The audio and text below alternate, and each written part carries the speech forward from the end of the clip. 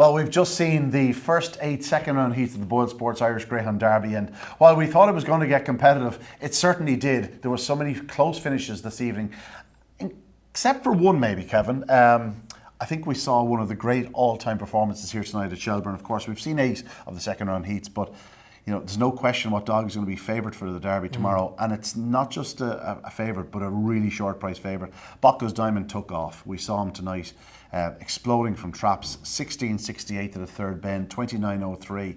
The fastest third bend sectional I've ever seen, and the second fastest time ever done in Ireland over 550 yards. I think he's pretty special. Oh, he is, and I'd say we probably had a first here. Because it's not often that two records go in the same race, because I've no idea what Tuono Charlie's done from the third bend home, but I'd say he's absolutely shattered every record there ever was. I was talking to Eamon Reynolds on the stand afterwards, and I just said, like, no matter what happens in the Derby, like from just a pure racing point of view, I don't think we'd be able to top that race. It was just breathtaking. Every concern we had, possibly Carricaldo keeping him wide and how would he clear him.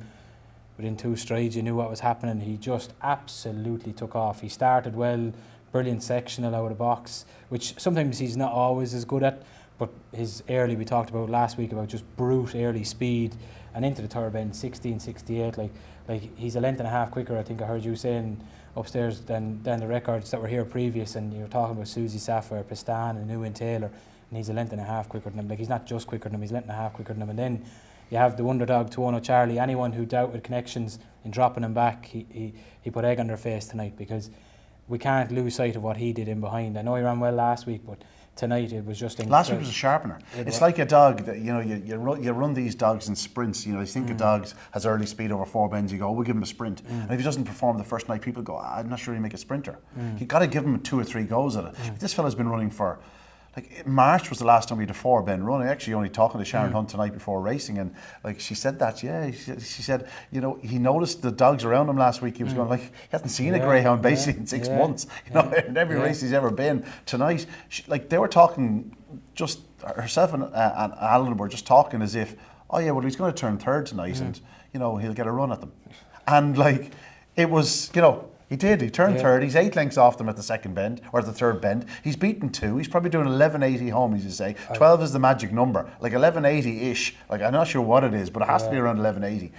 Unbelievable. Just an incredible run. Yeah, no, I don't think you'll ever see a race where the sectional goes to the third bend and also the third bend. It was just that type of race. I don't think we'll match it throughout the rest of the Derby. It was just, imagine you could combine the 2 sections. Well, no, stop. But like, it was just, it genuinely was. It was just one of those moments. Like, into the third bend, all eyes are fixed on Bocco's Diamond, and you're already writing down the result, and then you look up to watch how far he wins by, and you see he's winning by a length and a half in the second fastest time ever posted in Shelbourne. It was just unbelievable, and look, they're 2 wonderful dogs, and we get to look forward to them going through. And don't lose sight of Carricaldo. Like, he's a sprinting type dog. He did 29.38 in defeat. Yeah. Like, that would have won every single one of the heats. Every single one of the other heats bar 1. Yeah. He would have won 6 of the heats tonight with that clock. And he's not led. And you would be saying that type of dog, if they don't lead, are going to be under pressure, but not him. He knuckled down, and he was all out, obviously coming towards the line, but you would be trying to chase down a dog doing 29.03 or whatever. So look, that was the candle in the cake, and we plenty more action as well, though. Yeah, we certainly do. We might just come upon that heat again yet. Let's start from the start. The opening heat, a very tense affair, shall we say. There was a lot happening in it. In the end, Capuca Warrior and Toolmaker Curio dead heated. I thought Toolmaker Curio actually went to the front. I think Capuca Warrior rallied in the closing yards. 3, That's It Jack came from out of the clouds to grab third. There was plenty happening. Magical Sapphire was desperate and lucky not to go round in a prominent position. Had she done so, she probably would have won, but that's greyhound racing. In the end, it got very tight up at the head of affairs. Toolmaker Curio got up the inside of Capuca Warrior and drifted off into him, and a bit of bumping there, and it was messy, but it was competitive, and it was a great way to kick off proceedings. It was, yeah. Look, like you said, Magical Sapphire's the unlucky one. Like, she's trapped out well. It looks like she's going to go around on the shoulder of Capuca Warrior and probably outstay him. Like, that's how it appeared going into the first bend. But Capuca Warrior, with all his experience, we raved about him last week from one. He just loves being in there.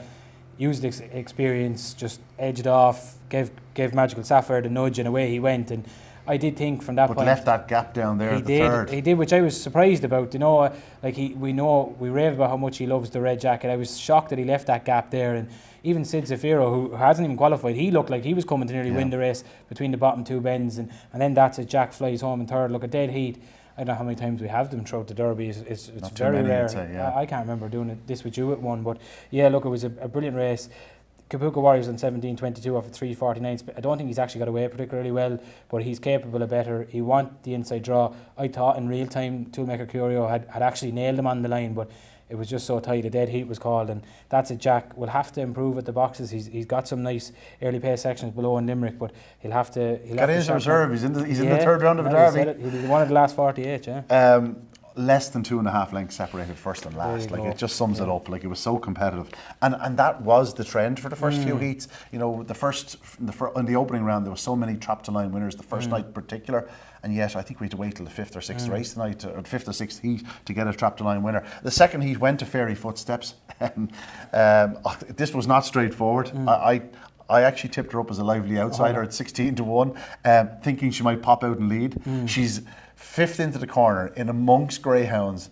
There was nothing between the 6th and going into the bend. Your fella had walked out from 6, flew up into the corner on the shoulder, but it was glitzy magic for Sinead Murphy and Kevin Murphy, who was like up there pitching. He took an awful bump. I don't know how he recovered as well as he did to lead into the back straight, and all of a sudden it was race on. Randolph Scott's is forced to check. Ballymacfinn arrives with a rush. Fairy Footsteps and Dynamic Force then both start to make their move into the third bend. Your fella on the outside, up the inside, Fairy Footsteps. She just got first run from the inside line. She held him up the third bend. He probably just got forced to check again. I think he might have got a clip, I'm not sure. Randolph Scott's was running strong at that point. He moved second. Your fella stayed on again to be just beaten into second or into third. But you know, Fairy Footsteps got there in the end, but for a bitch who is noted, was noted as a flying starter, she hasn't hit it in a while, but what a race she ran. She did catch the eye, we said last week. She showed a bit of pace in the feet, but it wasn't the way I expected her to win, but I must say I was delighted she did. Sure you were, yeah. Yeah, no, look, it was just a real messy race from the get-go. Like you said, Glitzy Magic got away well. The whole race sort of changed at the opening corner. Like, there was just trouble everywhere. There was just so many of them there that just something had to give. Dominoes. There was just no room for any dog to move. And then even normally when you'd see that sort of domino effect at the opening bend, you'd sort of expect them to be almost staggered down the back, but they weren't. They were all in a line again. Yeah. Half down the back straight, I'd say there was 4 of them in a line. They've gone into the third bend. Fairy Footsteps, she shot up the inside, and that was the winning of the race. She got through on the third corner, as you said. Dynamic Force just. Same as yourself, I don't know what happened. There was that many dogs there, you couldn't really see exactly what happened, but his head has come up. He's obviously got clipped somewhere, but I was just delighted to see him go through, to be honest. He knuckled down. Yeah. He did what he had to do. Like, you know, it's all well and good, you know, running through the Bart Leahy and winning well last week, but tonight he showed mettle. Like, he showed that I'm not just a one-trick pony. I didn't get to the front. I took an awful belt on the corner, and I got done again at the third bend, and I'm still there pitching. Like, he's only beaten what? He's beaten the length of the short head. Like, okay, granted, the time was slow, but that's the time. Like, it's 17.72 to the third bend. Bocco's Diamond is a full second in front of him, and then some. Yeah, that's scary when you put it that way. But yeah, no, look, like you said, like Fairy Footsteps, she had a huge reputation coming out of Newbridge. Like, she looked a superstar down there. She's gone to Packhill File, whether she's coming season or whatever. She's been left off for a while. Her comeback runs, there was 1 or 2 not so great runs, but like you said, there was a competition or a stake on here, and she popped out one night, ran really well. The clock wasn't really there, but even last week she's looked to be running well. Tonight, I know the clock, ignore the clock, because it was just messy everywhere. Matters little, yeah. Exactly, but she showed great pace into the third bend, and what she did do that you don't often see, especially with bitches, is she was so brave at that corner into the third bend, because she's going in the line of dogs there, and you wouldn't fault her for just easing slightly, but she didn't. She put her head down, drove through, and that was the winning of the heat. So yeah, it was a strange race. But it went to Fairy Footsteps, who I've no doubt can go considerably faster, as can second and third. They're still there, that's the main thing. On to the third of the heats here this evening, and this was expected to be not a procession, because we didn't think he probably would lead, Drewby's metaphor. March on Freddie on the outside. Had to work a bit harder than many would have expected. I think this highlights the beauty of greyhound racing. He wasn't over the line. I was getting texts from people. Okay. I was getting texts from one lad said, that dog's $1 million to 1 to win a Derby. And the next text was, geez, what a greyhound. Like, that dog is serious. I have no doubt he's serious. For me, it was a worrying display, because yes, he ran well. He showed all his determination, strength and power to win. But just into the corner, like, this was not the hottest heat by any stretch of the imagination. He did struggle into that opening bend, and there are plenty of tougher tests ahead of him. There is, like, look, I always say this, like, we can be quite quick to knock dogs. Like, it's the second round of the Derby, and he's done 29.53. I'm never too disappointed. This is one of those runs though where we're not knocking him. We're saying, like, that was a hell of a run. Oh yeah, like he showed power, he showed pace, he showed track craft, did everything you want in a greyhound. Yeah. But you know that if he makes that start or runs like that into the opening corner, like, the signs were a little bit there last week, you know, where he's doing 17 seconds odd into the third bend. Given the pace he is down the back, he's probably doing a 17.30 for a normal dog for the third bend. But because he is so fast down the back, he was doing a 17.07. Yeah. Right now, Boccos and Bombay and dogs like this, like, you can't afford to give them a 5-length start. Well, it all comes down to, I suppose, your perspective. Like, if your perspective is that you're going to put him in the same category to the third bend as the dogs you've mentioned, well, I think you're going to be disappointed most nights. I just don't think that's his style, being honest about it. I think he's a relatively good starter. He's probably not blessed with massive early speed, but he's brilliant from 2 to the winning line. Now, he's massive down. He's massive from 2 to the winning line. Is he ever going to do a 16.80 odd to the third, or 16 something like that to the third bend? I don't think he is. Now, I'm sure there's people out there that know him way better than me and have seen him run 100 times, but just from the limited times I've seen of him, I don't think he's that type of dog. But to me, he's a dog that he's a brilliant all-rounder, and I tell you what he is, he's very, very brave, because he went into no man's land at the third bend. Now, he was lucky to get through. That was the part that, if someone said to me what was, I would have nearly preferred if I'd have seen him staying wider. He ran like a dog with confidence.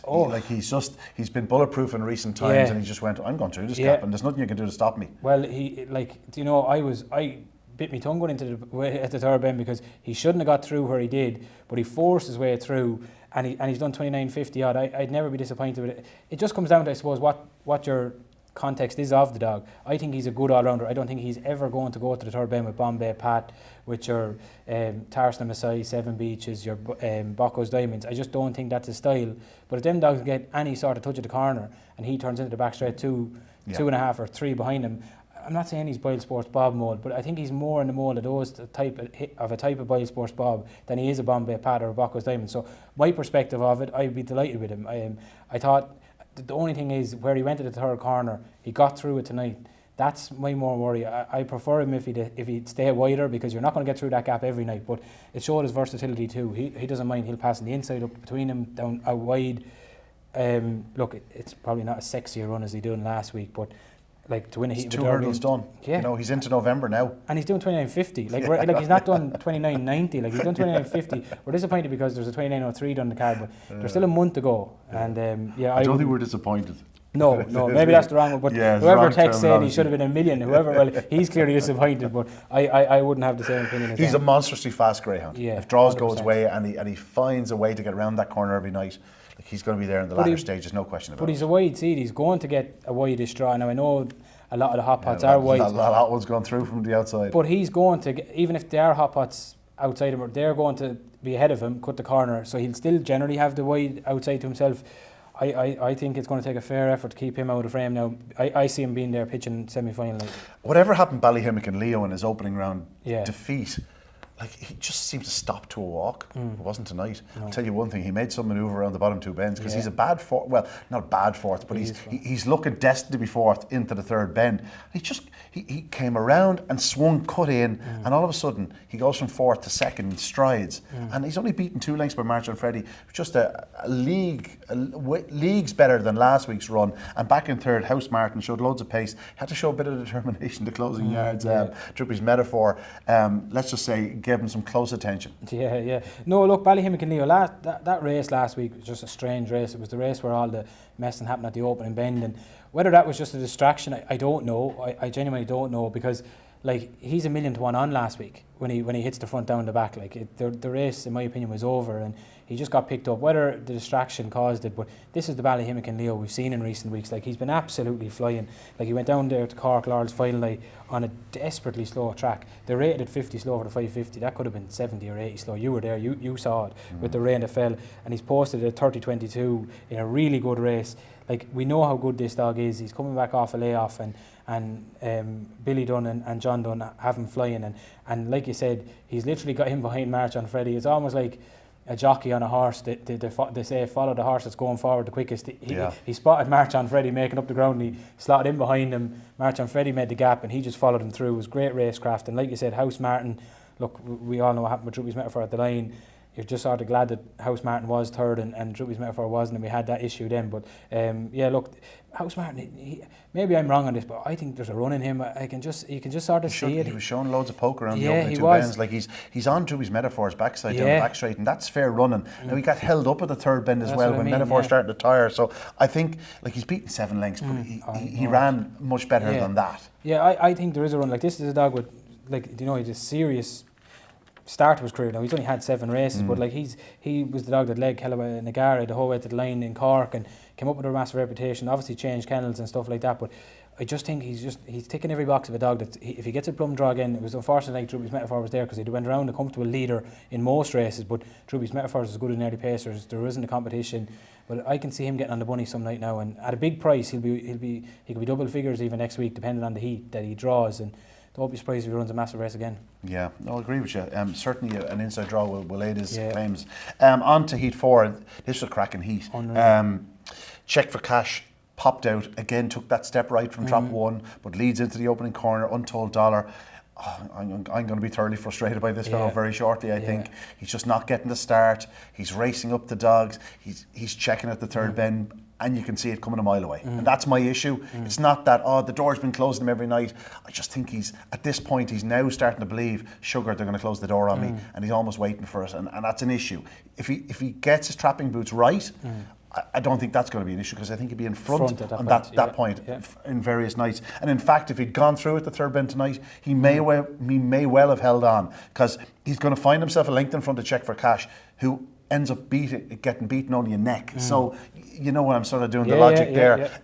But the Bull Falcon, you know, if you are on the Bull Falcon, it's as early as between the first 2 bends you're going, lovely.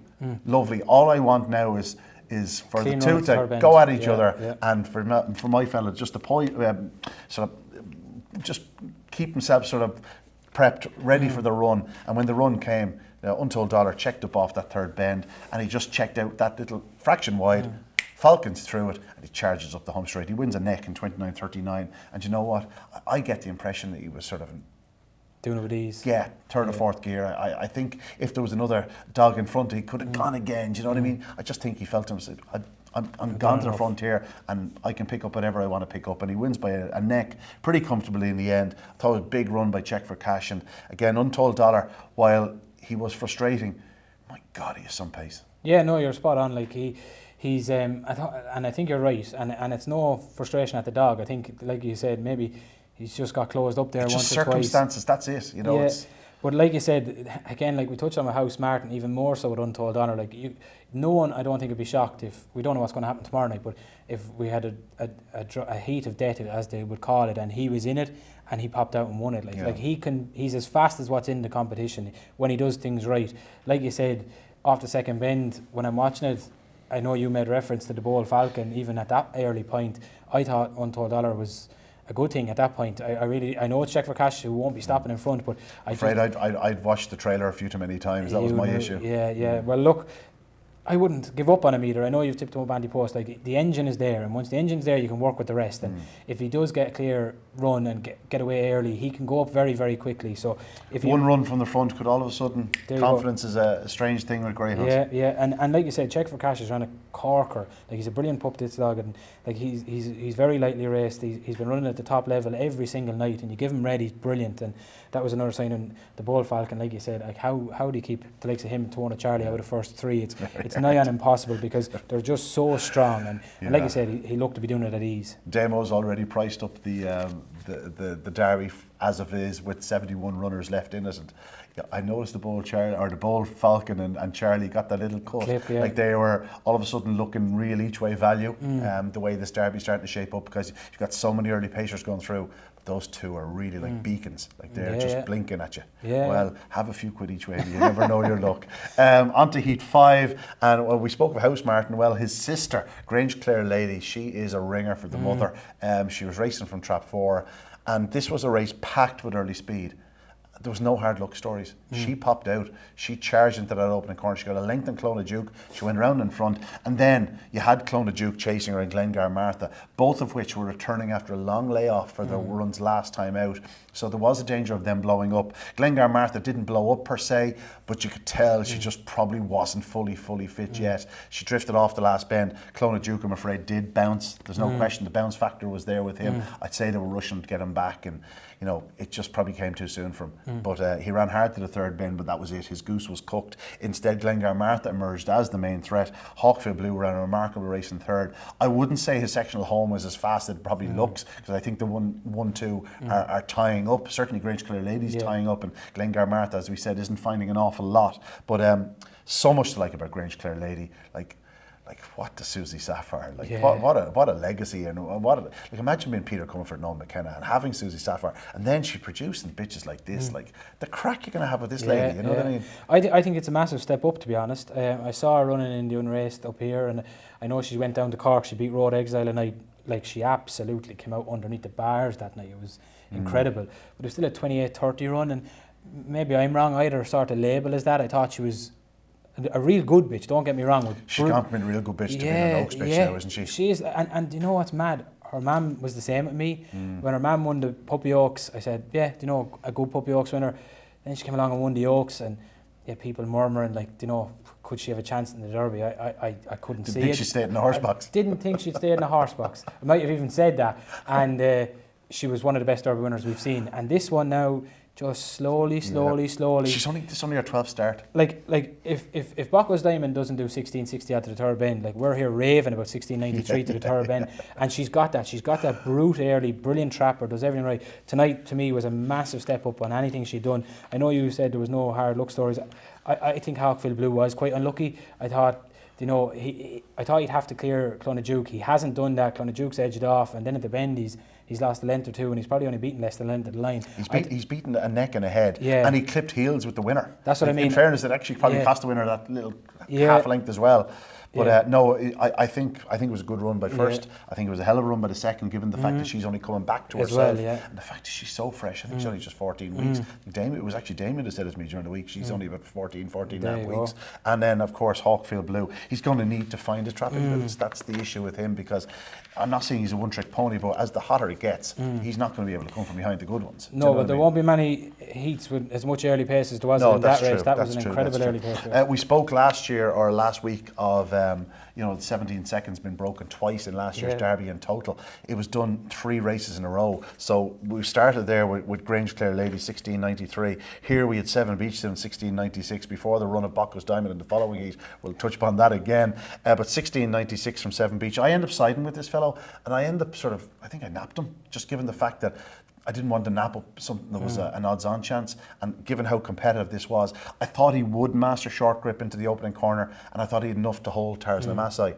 You know, it's not rare you get one so spot on, but like, that's what it was. If he trapped in terms of Tarzan Amasai, and you knew he had the early speed to hold him, and you just got the suspicion that they were probably faster than the others, and that's how it worked out. I thought this was a brilliant run by 7 Beach, 1696, 29:37, and the second fellow, you could nearly put him down for 1696 and 29:37, because if he'd been in 5 and made the same start, I think it would have finished that way with 2 lengths and 29:37. So I think these are 2 really good greyhounds, but I think the dream is still alive for Jennifer. You know, 3 in a row. This dog has improved no end this year, and he just is running so hard. There's so much to like about him. Yeah, look, I think I said it, summed it up last week. I think if he had a sexier profile, I think we'd be talking a lot more. Not necessarily us, just saying the general public. Like, there's very few. We obviously know of Bocco's Diamond, and he's 13 races, probably 12 wins now in 1 second. But there isn't a dog running better this year than. Do you know what happens? It's the fact that we saw him racing last year. He wasn't at the same level. He glimpses here and there. He looked really good early, then drifted off and came back towards the end of the year. Whereas Bocco's Diamond, first year wonder. He's now after winning 11 in a row. Whereas this fellow has after been, like, he's running at, there's not a greyhound has been running as well. That's what aside I'm saying, from Bocco's Diamond over the last 3 or 4 months. Yeah, and maybe it's because of the way he was campaigned too. Like, you know, I think Jennifer brought this lad to Thurles. Now maybe I'm wrong, but I think she did. Yeah, I think he got a bad spike in yeah, Thurles. I think she brought him to Thurles. So maybe you know, because the other dogs were, you know, we know Buckles Diamond down to the big competition in Cork, the puppy competition that all the talk was about, and I just think maybe it's the way they were campaigned too. But like, make no mistake, like this dog went toe to toe with Buckles Diamond. Do you know, like Buckles Diamond done everything right that night. The two of them went toe to toe, and there was a head between them. Now, obviously, Buckles Diamond's improving, and he's got youth on his side in comparison to Seven Beach. But I love this dog. Like, he's only 68 pound weight, but by God is he brave. Like, he'll battle. I know you said that the connection said he might have been tired after that race with Buckles Diamond, and he may well have been, but he starts well. He's got real good early pace, he's got real good back straight pace, and as we saw tonight with Buckles Diamond, if he has to knuckle down and battle, he will. Like that race that night, like, was one of the best races we've ever seen. Like, it was just head to head the whole way, and both dogs probably thought they won crossing the line. Like, he won't know that he was beaten that night. But I'm mad about this dog, and I know we say about the dream being alive. That dream could well become a reality, because this dog is going in the right direction. Jennifer's shown in the last 2 years that she can coax him the whole way. We didn't talk about Born Warrior winning the Derby when we were doing this in the first and second round. We didn't talk about the other Kobe winning the Derby when we done the first and second round. It was quarterfinals, semi-finals when we started going, they're starting to come along, like, and I'm sure. So we're premature with 7 Beach. I'm sure that Jennifer is just nursing this lad along. What she's done the last couple of years with targeting the derbies and campaigning the dogs has just been breathtaking. I know it is obvious saying it when she's won the last two, but I think she's doing a real good job with this lad. Like you said, Tarstan Masai lost absolutely nothing in defeat. He just had a brilliant dog inside him that led him, and like you said, if he was on the bunny, I'm sure he could do the similar run. Like, he's matching Seven Beach the whole way down the back straight, possibly even gaining on him slightly into the third bend. So huge run there, and short grip. That was his fastest ever run, Tarstan Masai, 29.51, okay. And like, it could have easily been the 29.30 odd. Yeah, well, he's definitely going to do it, yeah. And I thought short grip, I will mention her, I thought she ran a remarkable race just to qualify. Like, you know, she didn't get away that quickly. She's got trouble once or twice throughout the race, and that's the night you're fearing she's gone out, and I actually thought she did. She's so lightly raced that she can only improve for them again. Exactly, you know what I mean? yeah. And whereas last week she got the clear passage out front. It's a different scenario tonight. Exactly, yeah. Yeah, no, cracking heat, cracking result. And then so to Buckles Diamond, I just want to refer to Damien again, Damien Lonigan, your own. He said about, I was slagging him last week about the 10-1, the track record. I said, sure, you can go 25-1 that, sure. It's going to be October, November. And he sent me a message tonight going, track record will never be broken now. It won't be broken now. That was the chance. He says, he'll never do faster. And I hark back to the days of Premier Fantasy when Teddy Hegarty came up with myself and my Alpha before racing one night, and I think Premier Fantasy won the semi-finals of the Easter Cup in 28-36 or something. And he says, he'll never do better. Look at my clocks, there's no way he can do better. And my father turned to me and says, he's going to smash the clock next Saturday night. You know, and it was one of them. So I don't think Graham will have him peaking in the second round of a derby. Who's to say he can't go faster, conditions allowing, but it was one hell of a run. I just want to touch on that 16.68 again. Like, the 29.03 is impressive, second fastest run ever, but the 16.68 to lead the likes of a New Inn Taylor and a Pastana to the third bend like that. By a length and a half. Like, New Inn Taylor, I think, is the fastest that I can remember. I think it was 16.79. I'll have to drag it back up now. But I think the night Pastana did the clock, he was doing a 16.80 or 16.81. Like, this fella goes like nearly 2 legs faster. Like, it's that's ridiculous. Yeah, no, look, the minute the box is opened, you just, and I'd say people that are making that comment are probably referring to the fact that he's put in the perfect performance tonight. He's absolutely winged it out. He's led up easily. He's had the dream run. I'd say the angle you're coming from is that Graham probably doesn't have him at 100% yet, and if he repeats all of those things again, he probably can go quicker. Now, he has to do all those things. And it's going to get hotter. And it will. Now, although it was pretty hot tonight. It was pretty hot tonight, and I genuinely, look, last week you pushed me, like, who would I have? And I said Bombay Pat. Like, if he starts like that, I don't care what's in the Derby, they won't lead him, and that includes Bombay Pat. There is not a greyhound in this Derby. Like, Carrick Aldo is a stalwart, brute early speedster. Now, he's not got away probably the best he's ever done, but like, there's probably a half a length between them after about 3 or 4 strides. By the time they get to the bend, there's probably a length and a half. Like, and I didn't think it was possible to do that to a Carrick Aldo. It was just breathtaking viewing. Like, the minute he turns into the back straight, my eyes were stuck to the clock. I'm on a WhatsApp tipping thing, you know, and one of the lads referred to it, said, like, I'd love to see him taking on the best sprinter in the country. And I went, he's led the best sprinter in the country twice or 3 times to a corner. Yeah. So, like, think about it that way. He has phenomenal early speed. He would do 20.50 in Dundalk. That 16.68 is a 20.50 in Dundalk. Yeah, no. As we said, Tono Charlie, absolutely stunning run in second, and telling you, flashing like a beacon. There's your Ben's Teddy stroke Crafty Kokoro.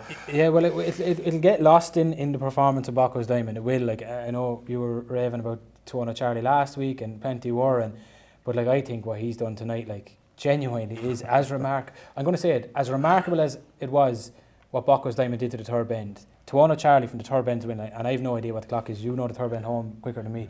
But I would bet a lot of money. 12 seconds is the magic number. And what's he done roughly? Well, it has to be 11.80. So Bocco's Diamonds took 10 spots, let's say, off the section that he could have took maybe 10 or 20. I'm sure other dogs have gone under 12 in the past. Well, but I don't know. It's not something you really can keep an eye on, because you have to clock from the winning dog at home. You'd have to be clocking it yourself. Well, there's no way a dog has ever gone quicker from the third bend home. And like you say, Carricaldo, again, sprinting type dog, coming into the Derby, sort of freshish, like.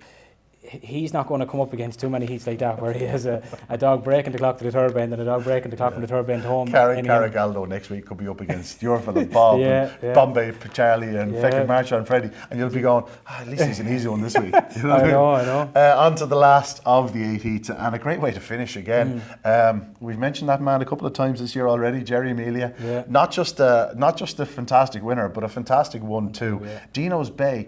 But they priced this fella up early in the week, and he was 25 to 1. I was looking at it going, I thought this dog ran a hell of a race last week. I just can't see how he's a bigger price than, not a bigger price. I can see why he's a bigger price, but such a bigger price compared to some of his rivals. I thought this was a competitive contest. I knew Tribal Sid would struggle if he didn't lead, and that's exactly what happened. He actually showed great pace to get into a qualifying position, but there was just too much in behind him. And lucky Julie, you saw from her run last week that she was ready to take off. And I still think there's better to come from her. But she ran a hell of a race to pick up Dino's Bay.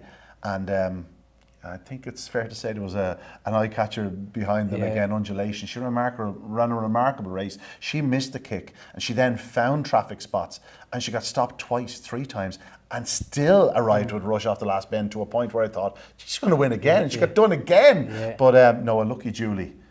She's only going to keep improving. Yeah, no, and look, Jerry, I saw him over the far side, and Mary and that, and they were delighted. Like, it was an unbelievable 1-2 for him. Like, and same as you, I couldn't believe that this lad was being written off. Like, his run last week was a huge run. Maybe again because he was coming out of greater competition, people thought he mightn't handle the step up. But like, Jerry Amelia wouldn't run a dog in the Derby for the crack. He clearly thought that this dog. He obviously won the Newbridge trial step, but he wouldn't have ran him in that if he didn't believe he could do it, and he's handled the step up brilliantly. Look, Tribal Sid didn't get away. Dino's Bay was able to lead, but a lucky Julie, she's just a wonder lady. Like, she's not an Oaks winner for nothing. And Undulation, like I wasn't aware of this, and maybe this is common knowledge. She's quite noisy in the boxes, and she paused she paused the lids, and I was putting it down to, like, I've seen her down through the past, like, being a little bit hit and miss. I wasn't sure as to why, but maybe, so what you're saying is next week she could flash out. She's completely fallen out tonight. Like, I know she's missed the break some nights, but like tonight she was 3 or 4 lengths last on her own on the run to the corner behind the fifth dog. And in a race like that where there's strong runners everywhere you look, apart from the likes of a Tribal Sid, you'd have thought her goose was cooked, but she's just ran a phenomenal race. And that, like you said, down on the bottom 2 bends, she gets pushed wide and gets stopped her momentum 2 to 3 times during the race. And off the last bend, even when she gets loose again on the outside, it's like you threw a fresh dog in. She's just flying. And when you think that's a Lucky Julie in front of her who's not stopping, brilliant performance from Jerry from a training perspective with the 1-2. And like you said, Undulation, I'd say the engine she has, it would frighten you. But I did notice her tonight pawing the boxes, and something was barking in them. I'm presuming it was her. She looked to be the one jumping up and down. But maybe still fresh. Maybe, but you'd be concerned about that. Like, that, what she done tonight can happen again. If she mistimes it, but you also have the flip side of that kind, that if she gets it right when she's trying to go, she could do a massive run. Yeah, there could be a big run in her. 8 heats tonight. We look forward to another 8 heats tomorrow night, but it's a bit early to ask you, have you seen the Derby winner tonight? But I'm sure from a personal point of view, you're hoping not, because Bob is running tomorrow night. But it's hard to argue that Bocco's Diamond is the greyhound to beat. Oh yeah, and I would safely say, regardless of what we see tomorrow night, I'd say whatever price he is, you can go back through the last 10 or 11 years that we've been doing this. I don't think a dog will be as short as he'll be going into the third round. Like, I can't imagine him. As we speak, he's running 5-2. I was going to say probably about 2 to 1, 9 to 4. So like, even a 5-2, like, it's ridiculous when you think about it. Like, there's going to be 48 of the best dogs in training with 4 more weeks to go, and And I'm not, don't get me wrong, I'm not saying he shouldn't be that price. I'm saying he should be, but it's mad when you think about the calibre of Derby we have, and yet we have a dog as short as this. But that is the level of performance that he delivered here tonight. It was outstanding, and let's go again tomorrow night. Yeah, let's go again tomorrow night is the right call. By the time you're watching this, tomorrow night has probably already happened. I hope you've enjoyed. I hope you've backed a few winners. But that's it from the opening session of second round heats in the BoyleSports Irish Greyhound Derby. We all took a breath after the performance of Bocco's Diamond, but there's still a lot of water to go under the bridge. Join us next time for another review of the BoyleSports Irish Greyhound Derby.